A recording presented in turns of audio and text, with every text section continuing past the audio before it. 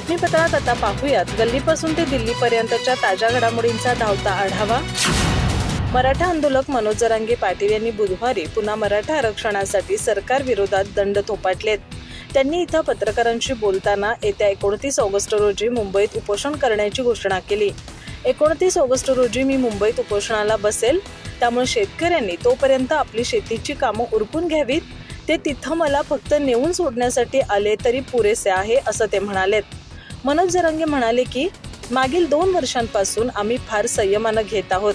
सरकारने मागील उपोषण सोडताना आमच्या 4 मागण्यांची तत्काळ अंमलबजावणी करण्याची ग्वाही दिली होती, पण आज 3 महिने झाले अद्याप एकही मागणीची अंमलबजावणी झाली नाहीये। मला माझ्या समाजाच्या लेकरांच्या अडचणी पाहाव्या लागतात, त्यामुळे आम्ही संयम तरी किती दिवस पाळायचा। त्यामुळे आम्ही 29 ऑगस्ट 2025 रोजी मुंबईत जाण्याचा निर्णय घेतलाय। मुंबईत गेल्याशिवाय यावर तोडगा निघणार नाही हे आता आमच्या लक्षात आलंय। आता मुंबईत आमरण उपोषण होणार। आम्हाला आमच्या मागण्या मान्य करण्यासाठी पुन्हा एकदा ताकदीनं उठावं लागणार आहे। सर्व मराठा बांधवांनी 29 ऑगस्टच्या अगोदर आपापली कामं उरकून घ्यावीत। आता माघारी यायचं नाही। सगळे सोयरेच्या अधिसूचनेला 1.5 वर्ष लोटले, पण अद्याप त्यावरही काही झालं नाही। पुढील 1 ऑगस्ट रोजी मी माझ्या आंदोलनाची पुढील दिशा सांगेन। या सरकारने 100% आपली फसवणूक केली यात शंका नाही। सरकारला आता समजून घेण्याचं कोणतंही कारण नाही हे मराठा बांधवांनी लक्षात घ्यावं।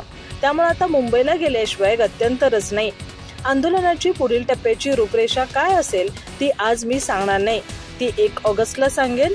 तुम्ही सर्वांनी मला मुंबईत नेऊन सोडलं तरी पुरेसे आहे, असंही मनोज जरांगे यावेळी बोलताना म्हणाले। जम्मू काश्मीर येथील पहलगाममध्ये दहशतवादी हल्ल्याच्या पार्श्वभूमीवर मुस्लिम समाजाविरोधात द्वेषपूर्ण वक्तव्य करून सामाजिक वातावरण बिघडवणाऱ्यांवर कारवाई करण्यात यावी, अशी मागणी समाजवादी पक्षातर्फे अबू आझमी यांच्या नेतृत्वात करण्यात आली आहे। यासह विविध मागण्यांसाठी समाजवादी पक्षाने आझाद मैदानात आंदोलन केलं। यावेळी अबू आझमी यांनी भाजप नेते आणि मंत्री नितेश राणे यांच्यावर निशाणा साधला आहे। अबू आझमी म्हणाले, पहलगाम येथे झालेल्या आतंकवादी हल्ल्याचा आम्ही निषेध करतो, परंतु अशा संवेदनशील पार्श्वभूमीवर राज्याचे मंत्री हे सातत्याने मुस्लिम विरोधी द्वेषाचं वक्तव्य करून 2 धर्मांमध्ये वाद निर्माण करत आहेत। तसेच दादर आणि मुंबईमधील इतर विभागात मुस्लिम समाजाच्या फेरीवाल्यांना मारहाण करण्यात आली, त्यामुळे कायदा आणि सुव्यवस्थेचा प्रश्न निर्माण झाला आहे। म्हणून आम्ही मंत्री नितेश राणे आणि त्यांच्यासारख्या मुस्लिम समाजाविरोधात वक्तव्य करणाऱ्यांविरोधात कडक कारवाई करण्याची मागणी करत आहोत।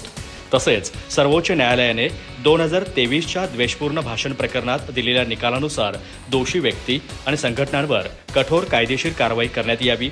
धर्मनिरपेक्ष संबंधांची पर्वा न करता द्वेष पसरवणाऱ्या, हिंसाचाराला प्रवृत्त करणाऱ्या, जनतेला धमक्या देणाऱ्या, आर्थिक बहिष्काराचे आवाहन करणाऱ्या, धर्म, जात, प्रदेश, भाषा या आधारावर लोकांमध्ये फूट पाडणाऱ्या सर्व संघटनांवर बंदी घालण्यात यावी। तसेच प्रत्येक नागरिकाच्या व्यवसाय, व्यापार, धंदा करण्याच्या मूलभूत अधिकारांचे आणि स्वातंत्र्याचे राज्याने आपल्या घटनात्मक कर्तव्यानुसार संरक्षण करावे, अशी मागणी यावेळी करण्यात आली आहे। पहलगाममध्ये झालेला हल्ला हा या देशावरील हल्ला आहे।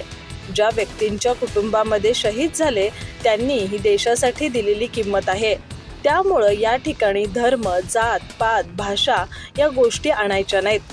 भारतीयांवर हल्ला कोणत्याही शक्ती करत असतील तर देशवासियांना देखील कशाचीही अपेक्षा न करता एकत्र राहावं लागेल, अशा शब्दात राष्ट्रवादी काँग्रेस शरदचंद्र पवार पक्षाचे नेते शरद पवार यांनी धर्म विचारून हल्ला झाला नसल्याच्या या वक्तव्यावर होणाऱ्या टीकेला प्रत्युत्तर दिलंय। देशाचे प्रधानमंत्री आणि अन्य सहकारी यासंबंधीची उपाययोजना करत आहेत, त्याला पूर्ण सहकार्य आम्हा सर्वांचं आहे।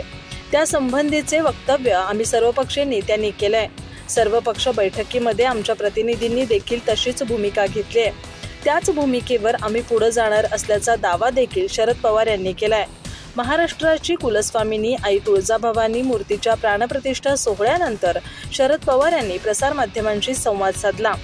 ठाणे इथं तुळजाभवानी मंदिराचा प्राणप्रतिष्ठा सोहळा शरद पवार यांच्या उपस्थितीत पार पडला। मात्र आपण आता पवित्र स्थानी आहोत, त्यामुळे राजकारणावर भाष्य करायला नको, असं देखील शरद पवार म्हटले। पहलगाम हल्ल्यासंदर्भात चर्चा करण्यासाठी विशेष अधिवेशन घेण्याची मागणी काँग्रेस खासदार राहुल गांधी यांनी केली आहे। त्या मागणीला देखील पाठिंबा शरद पवार यांनी दिलाय। या संदर्भात ते म्हणाले की विशेष अधिवेशन घेण्याची मागणी आमच्या काही सहकार्यांनी केली आहे। या प्रश्नावर सर्व देश एक आहे, सर्व पक्ष एकत्र आहेत, सर्व नेते एक आहेत. हा संदेश सर्वत्र पाठवण्यासाठी अधिवेशन उपयुक्त ठरेल, असं देखील शरद पवार यांनी म्हटलंय. पहलगाम दहशतवादी हल्ल्यावर चर्चा करण्यासाठी संसदेच्या विशेष अधिवेशनाची मागणी करण्यापूर्वी अखिल भारतीय काँग्रेस कमिटीचे अधिवेशन बोलावून ज्या काँग्रेस नेत्यांनी पहलगाम पीडितांचा अपमान केला त्यांच्यावर कारवाई करणार का याबाबत भूमिका जाहीर करावी, अशा शब्दात शिवसेना संसदीय पक्षाचे नेते खासदार डॉक्टर श्रीकांत शिंदे यांनी काँग्रेस पक्षाला खडसावलं. मुंबईत ते बोलत होते. खासदार डॉक्टर श्रीकांत शिंदे म्हणाले की काँग्रेसने आधी स्वतःकडे पाहावं. संसद अधिवेशनाची मागणी करण्याआधी काँग्रेसने तात्काळ अखिल भारतीय काँग्रेस कमिटीचं अधिवेशन बोलवावं आणि आपल्या वरिष्ठ नेत्यांनी केलेल्या वक्तव्यांबाबत स्पष्ट भूमिका मांडावी. विजय वडेट्टीवार यांनी पीडितांच्या अनुभवावर शंका घेतली. कर्नाटकातील काँग्रेस मंत्री आर.बी. थिमापूर आणि श्री सिद्धरामय्या यांनी धर्म विचारून दहशतवाद्यांनी केलेल्या हल्ल्याला नाकारलं. सैफुद्दीन सोज यांनी पाकिस्तानच्या वक्तव्यावर विश्वास ठेवण्याचं सुचवलं आणि तारिक हमीद कर्रा यांनी पाकिस्तानसोबत संवादाची मागणी केली. ही केवळ वैयक्तिक मतं नाहीत, तर एक धोकादायक आणि देशविरोधी विचारसरणीचं लक्षण आहे, असं खासदार डॉक्टर श्रीकांत शिंदे म्हणाले. रॉबर्ट वड्रा यांनी केलेलं वक्तव्य की आतंकवाद्यांनी भारतातील मुस्लिमांवरील कथित अन्यायामुळे हल्ला केला हे पूर्णपणे निंदनीय आणि निषेधार्ह आहे. काँग्रेस नेत्यांची अशी वक्तव्य केवळ राजकीय अपरिपक्वता नाही, तर पीडितांच्या जखमांवर मीठ चोळण्याचा प्रकार आहे, अशी टीका खासदार डॉक्टर शिंदे यांनी केली. हल्ल्यात मृत पावलेल्या बांधवांच्या विधवा पत्नी आणि अनाथांच्या वेदनांचा उपहास करण्यासारखं अमानवी कृत्य आहे. काँग्रेसने स्पष्ट सांगावं की ते दहशतवाद्यांच्या हल्ल्याने पीडित झालेल्या निर्दोष नागरिकांच्या बाजूने आहेत की आपल्या नेत्यांच्या ज्यांनी आतंकवाद्यांचं समर्थन केलं, असा सवाल खासदार डॉक्टर शिंदे यांनी यावेळी उपस्थित केला. या राष्ट्रीय संकटात देशाला एक ठाम आणि एकत्रित भूमिका हवी आहे. दिशाभूल करणारे तुष्टीकरणावर आधारित भूमिका नको, असं खासदार डॉक्टर शिंदे यांनी काँग्रेस नेत्यांना खडसावलं. इंदिरा गांधी यांनी पाकिस्तानचे 2 तुकडे केले होते, याला म्हणतात नेतृत्व. आता देखील पाकिस्तानला 24 तासाच्या आत उत्तर द्यायला हवं होतं, असं म्हणत उद्धव ठाकरे गटाचे खासदार संजय राऊत यांनी केंद्र सरकारवर निशाणा साधलाय. या प्रकरणात कोणावर कारवाई करायची असेल तर ती देशाच्या गृह विभागावर कारवाई करा. गृहमंत्र्यांचा राजीनामा घेतलाच पाहिजे, असं देखील त्यांनी म्हटलं आहे. आम्ही सरकारच्या पाठीशी आहोत, मात्र सरकारच्या चुकांच्या पाठीशी नाही, असं देखील संजय राऊत यांनी म्हटलंय. पहलगाम हल्ला आणि काश्मीर संदर्भात चर्चा करण्यासाठी 2 दिवसांचं विशेष अधिवेशन घेण्याची मागणी काँग्रेसचे नेते राहुल गांधी यांनी केली आहे. मात्र सरकार असं अधिवेशन घेणार नाही. काश्मीर प्रश्नावर सरकार कोणालाही बोलू देणार नसल्याचा आरोपही राऊत यांनी केलाय. सरकारने लष्कराला मोकळीक देणं ही काही मोठी गोष्ट नाही. भारतीय लष्कर ही खूप मोठी सेना आहे. काल आपण पाहिलं की भारताने राफेल जेट खरेदी करण्यासाठी फ्रान्ससोबत 60,000 कोटी रुपयांचा करार केलाय. पंतप्रधानांनी लष्कराला मोकळीक दिली आहे, ते करायलाच हवं. काश्मीर हे लष्करामुळेच भारतात आहे. काश्मीरमध्ये लष्कराला मोकळीक होती तरी देखील पहलगाम हल्ला झाला. यात राजकीय नेतृत्वाची भूमिका काय आहे? तुम्ही जबाबदारी लष्करावर सोडून देऊ शकत नाही. गृह मंत्रालय जबाबदार आहे. गुप्तचर यंत्रणा काय करत होती? ती काय अयशस्वी झाली? असे प्रश्न देखील संजय राऊत यांनी उपस्थित केले. प्रधानमंत्री नरेंद्र मोदी हे सर्वपक्षीय बैठकीला उपस्थित न राहता ते बिहारच्या निवडणुकीला प्रचाराला गेले, असा आरोप देखील संजय राऊत यांनी केलाय. राहुल गांधी यांनी मात्र त्यांचे सर्व पूर्ण नियोजित कार्यक्रम रद्द करून ते जम्मू काश्मीरला गेले, असं देखील राऊत यांनी म्हटलंय. राहुल गांधी सर्वपक्षीय बैठकीला उपस्थित राहिले याला मौन बाळगणं किंवा श्रद्धांजली वाहणं असं म्हणतात, असं देखील संजय राऊत यांनी म्हटलंय. राज्याचे जलसंपदा मंत्री राधाकृष्ण विखे पाटील यांच्या अडचणीमध्ये वाढ झाली आहे. सर्वोच्च न्यायालयाच्या आदेशानंतर त्यांच्या विरोधात गुन्हा दाखल करण्यात आला आहे. राधाकृष्ण विखे पाटील, माजी मंत्री अण्णासाहेब मस्के आणि इतर 54 जणांविरोधात फसवणुकीचा गुन्हा दाखल झाल्याने जिल्ह्याच्या राजकीय वर्तुळात खळबळ माजली आहे. साखर कारखान्याच्या कर्जमाफी प्रकरणात 9 कोटी रुपयांच्या कथित अपहाराच्या प्रकरणी लोणी पोलीस ठाण्यात ही तक्रार नोंदवण्यात आली आहे. शेतकऱ्यांच्या नावावर राष्ट्रीयकृत बँकांकडून कर्ज घेऊन शेतकऱ्यांना वितरित न केल्याचा आरोप ठेवण्यात आला आहे. 2004, 5 आणि 2007 या साली अपहार केल्याचं फिर्यादीत नमूद केलं आहे. तसेच कारखान्याच्या तत्कालीन संचालक मंडळावर गुन्हा दाखल करावा या मागणीसाठी प्रवरा कारखान्याचे सभासद बाळासाहेब केरुनाथ विखे यांनी सर्वोच्च न्यायालयात धाव घेतली होती.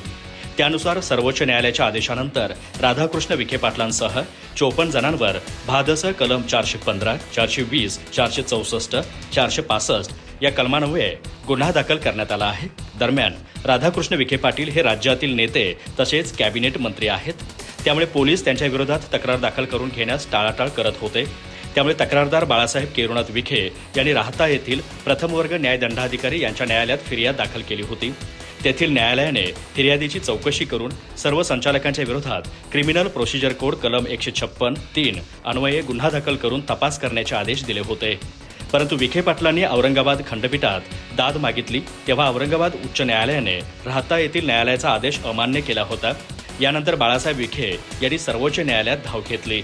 अखेर सर्वोच्च न्यायालयाने सत्र न्यायालयाचा निकाल ग्राह्य धरत मंत्री राधाकृष्ण विखे पाटील यांच्यासह 54 जणांवर गुन्हा दाखल करत चौकशीचे आदेश दिले आहेत।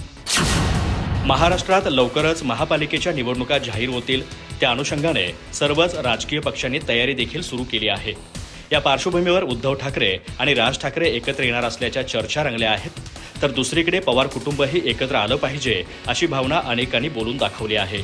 यावर राष्ट्रवादी काँग्रेस शरदचंद्र पवार गटाचे आमदार रोहित पवार यांनी सूचक विधान केलं आहे। उद्धव ठाकरे आणि राज ठाकरे आधी एकत्र येऊ द्या, मग काय करायचं ते ठरवू, असंही ते म्हणालेत। राजकारणात काहीही होऊ शकतं असंही अनेकांनी म्हटलं आहे। त्यामुळे आगामी काळात काय काय घडामोडी होतात याकडेच सर्वांचं लक्ष लागलं आहे। मनसेच्या कार्यकर्त्यांनी तसेच काही शिवसैनिकांनी देखील उद्धव ठाकरे आणि राज ठाकरे यांनी एकत्र आलं पाहिजे असं मत व्यक्त केलं आहे। तसेच काही दिवसांपूर्वी शरद पवार आणि उपमुख्यमंत्री अजित पवार एका बैठकीत एकत्र दिसले होते। त्यानंतर पवार कुटुंब एकत्र येणार का असा प्रश्न सुरू झाला होता। यावर रोहित पवारांनी उद्धव ठाकरे आणि राज ठाकरे आधी एकत्र येऊ द्या, मग काय करायचं ते ठरवू असं म्हटलं आहे। पुढे बोलताना रोहित पवारांनी महाराष्ट्रातील परिस्थितीवर नाराजी व्यक्त करत थेट यूपी बिहार सोबत महाराष्ट्राची तुलना केली आहे। रोहित पवार म्हणाले, राज्यातील कायदा सुव्यवस्था ढासळलेली आहे। एकट्या पुण्यात वर्षभरात 650 बलात्काराच्या तर 850 विनयभंगाच्या घटना घडल्यात। जिल्ह्यात रोज 20 महिला बेपत्ता होत आहेत, त्यातून महिला किती असुरक्षित आहेत हे अधोरेखित होतं। याबाबत ठोस काहीच होत नाही, उलट राजकीय नेतेच गुन्हेगारांना सोबत बाळगून चुकीची प्रवृत्ती निर्माण करत आहेत। हे पाहता महाराष्ट्राचा यूपी बिहार झाला आहे असं म्हणण्यास हरकत नाही। राज्यातील 10,000 शेतकऱ्यांच्या नावावर बोगस कर्ज आणि कर्जमाफीचा प्रकार समोर आला असून 3 वर्षांपूर्वी आम्ही हा विषय मांडला होता। त्यावेळी माझे डोके ठिकाणावर नसल्याचं त्यांनी म्हटलं होतं। मात्र आता सुप्रीम कोर्टाचा देखील डोके ठिकाणावर नाही का असं मुख्यमंत्री देवेंद्र फडणवीस म्हणतील का, असा प्रश्न उद्धव ठाकरे गटाचे खासदार संजय राऊत यांनी उपस्थित केला। 2004 ते 2006 या गळीत हंगामात सभासद शेतकऱ्यांच्या नावाने बेसल डोससाठी कर्ज काढून रकमेचा अफरातफर करण्यात आल्याचा आरोप करण्यात आला होता। कर्जमाफी योजनेस पात्र नसतानाही कर्जमाफी प्राप्त करून शासनाची फसवणूक केल्याप्रकरणी बाळासाहेब केरू विखे यांनी पद्मश्री डॉक्टर विठ्ठलराव पाटील सहकारी साखर कारखान्याचे तत्कालीन चेअरमन, संचालक तसेच पालकमंत्री राधाकृष्ण विखे पाटील यांच्यासह 54 जणांविरोधात तक्रार दाखल केली आहे। या प्रकरणी संशयित पदाधिकारी आणि अधिकाऱ्यांच्या विरोधात गुन्हा दाखल करण्यात आला आहे। या प्रकरणावरून राऊत यांनी विखे पाटील आणि मुख्यमंत्री देवेंद्र फडणवीस यांच्यावर टीका केली आहे। विखे पाटील यांना नैतिकतेच्या आधारावर मंत्रिमंडळातून काढून टाकावं अशी मागणी देखील आता संजय राऊत यांनी केली आहे। असे मंत्री जर राज्य सरकारमध्ये असतील तर स्वच्छ कारभार, पारदर्शक कारभार या विषयावर मुख्यमंत्र्यांनी आता विरोधी पक्षांना सल्ले देऊ नयेत असं देखील राऊत यांनी म्हटलं आहे। विखे पाटील यांचा राजीनामा घेतला नाही तर या राज्यात मंत्र्यांच्या भ्रष्टाचाराला मुख्यमंत्री देवेंद्र फडणवीस यांचं पूर्ण अभय असल्याचं स्पष्ट होईल असं देखील संजय राऊत यांनी म्हटलं आहे। 10,000 शेतकऱ्यांच्या नावे भ्रष्टाचार करण्यात आला, हे कोणी केलं तर सहकार सम्राटाने केलं। याबाबत गुन्हा देखील त्यांच्या लोणी गावात झाला आहे। हा विषय मी लावून धरणार असल्याचा इशारा संजय राऊत यांनी दिला आहे।